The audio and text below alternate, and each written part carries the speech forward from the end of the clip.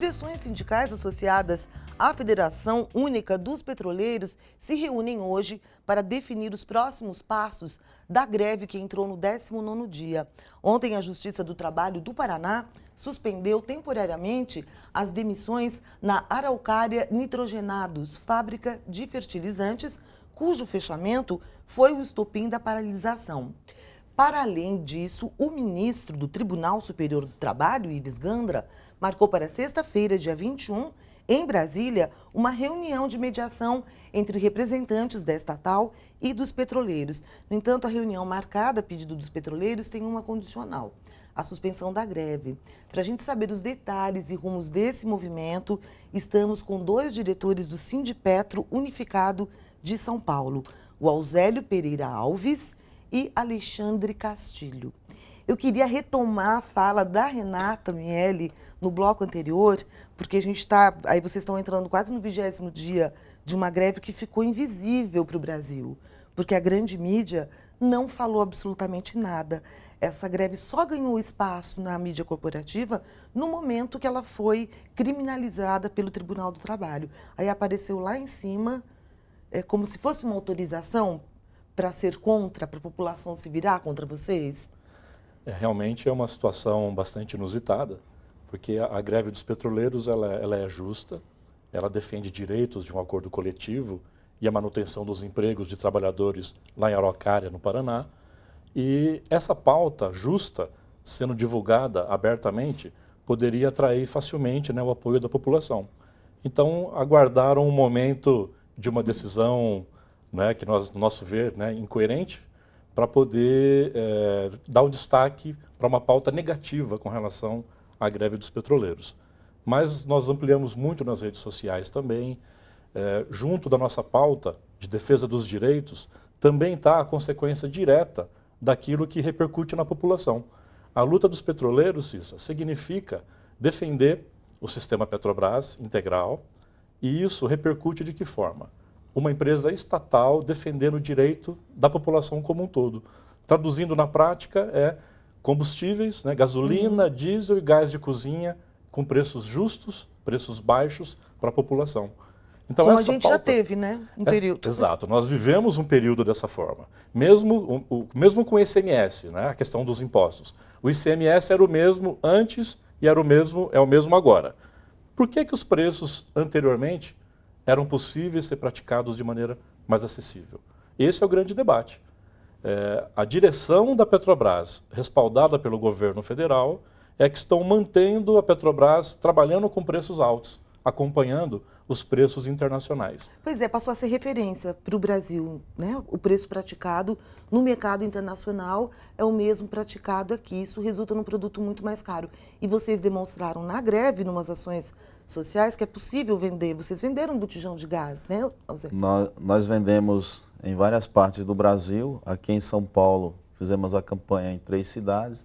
Fizemos campanha no Nordeste, no Paraná, no Rio Grande do Sul, mostrando para a população que se nós executarmos o preço da Petrobras na margem operacional da empresa e não elevando a questão internacional do dólar, dá para nós produzirmos no Brasil o diesel, a gasolina e o gás de cozinha a preço muito mais importante para a nossa população do que está posto nesse momento. Por que dá para a gente fazer isso? Tecnicamente, nós temos um instituto que mostra todos esses dados, que é o INEP, porque as nossas refinarias elas estão com cargas reduzidas.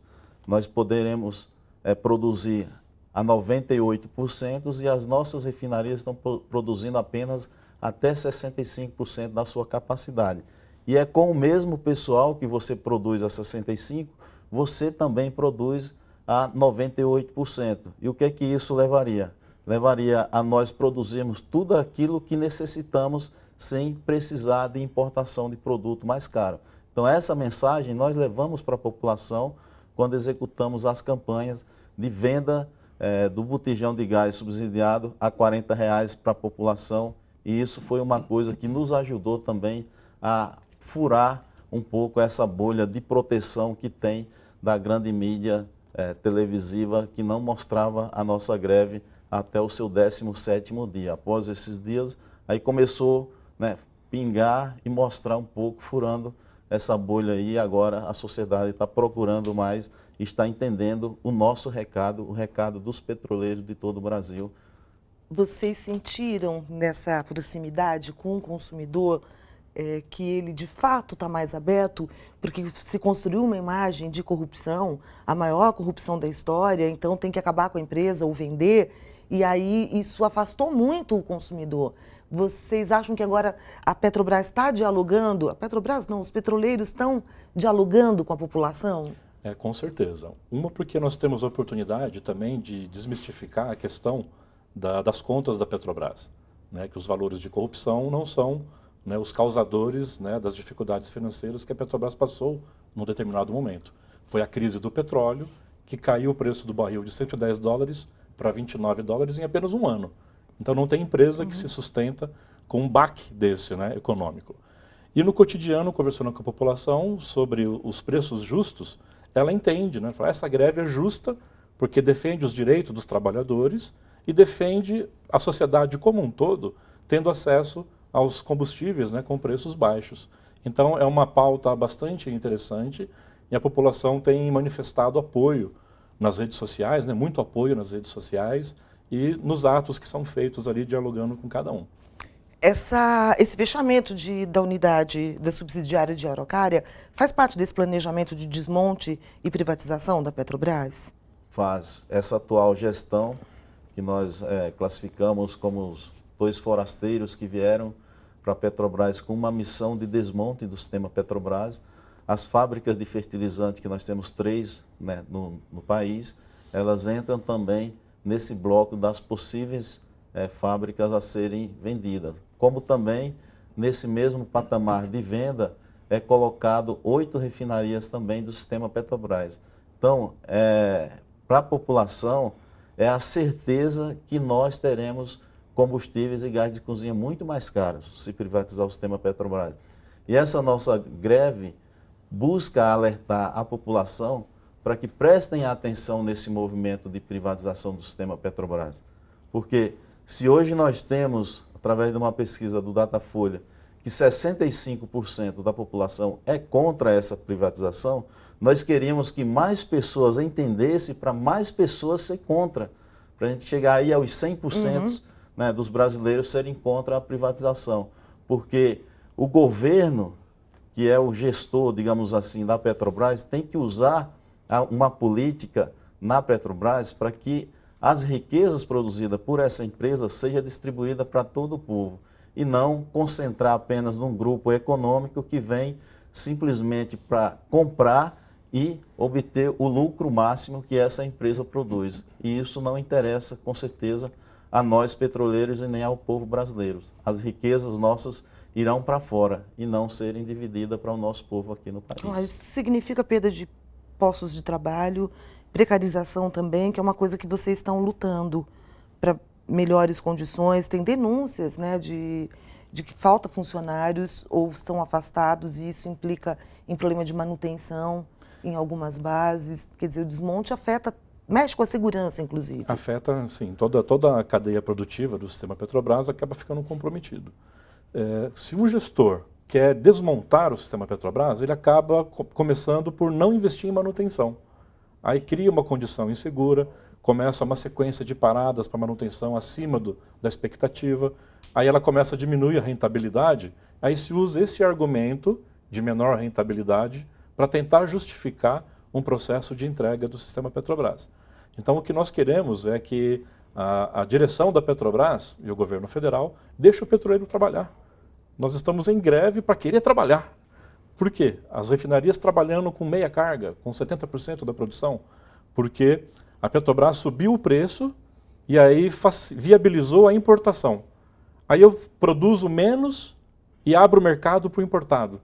É só a Petrobras baixar um pouco o preço que ela volta, né, a aumentar a sua produção, volta a atender todo o mercado nacional e através de preços competitivos.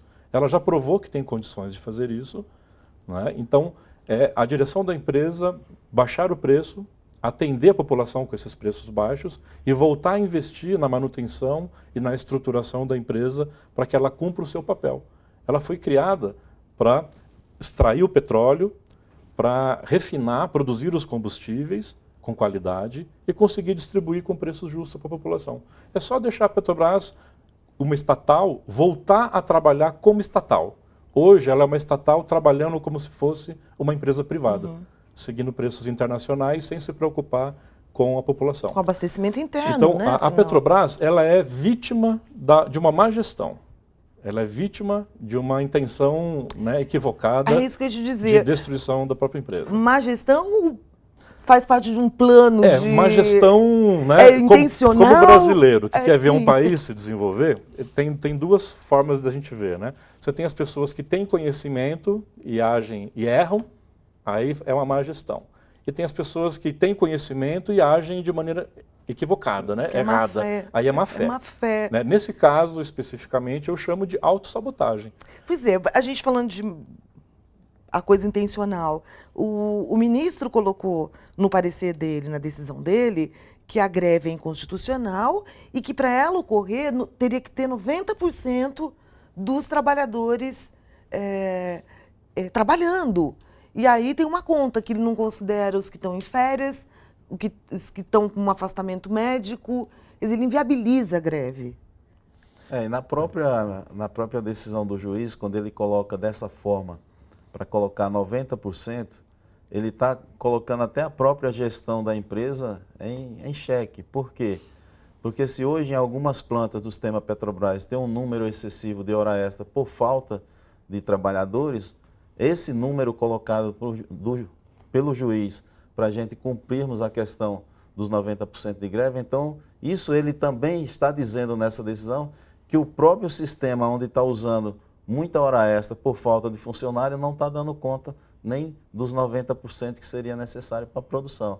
Então, a gente acha que isso foi uma medida para pressionar o movimento sindical, né, pressionar os trabalhadores do sistema com as ameaças que estão sendo colocadas pelas gerências de todas as plantas do sistema Petrobras onde nós estamos fazendo a greve e que um conflito não se media através desse tipo de pressão.